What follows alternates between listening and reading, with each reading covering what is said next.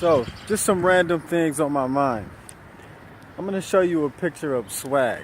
I want you to take a look at what you call a swag man.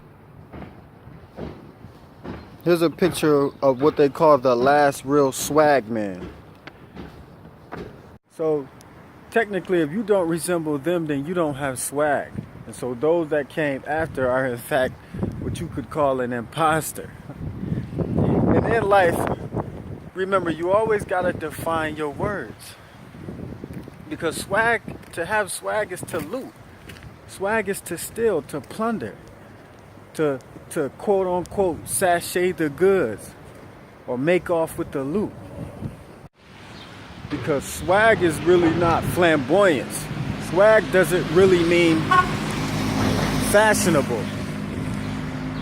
And if you reference those photos, there isn't anything sophisticated in style about a real swag man.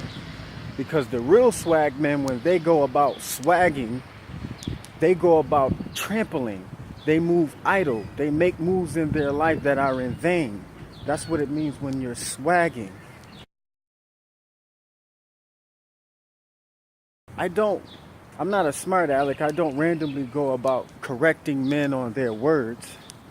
Because we all know what that does is it violates a universal law of power. Which states that you should never outshine your master. And listen, in saying that, I don't merely just mean challenging someone who you deem a teacher of yours or challenging someone who you see as well learned or more studied. But in fact, it applies to not challenging a fool.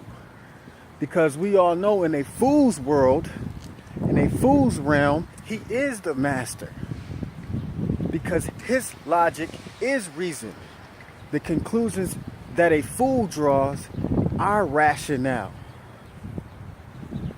And so we all know if you want to con someone, you don't argue with the fool, but you con them.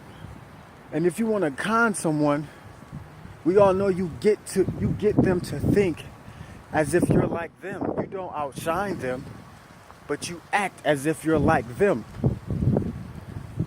And then when you're acting, you're holding a persona that you truly, in fact, know is something that you don't own.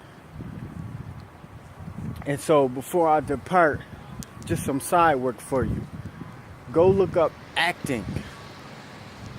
And I don't mean Hollywood. Go look up in the law what it is to act. So like, comment, subscribe.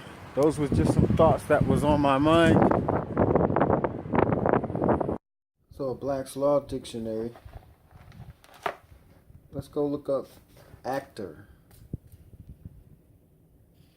In Roman law, a slave who transacted his master's business affairs. Yeah, that sounds like a lawyer. They're transacting business. And you go pay. You pay them a lot too.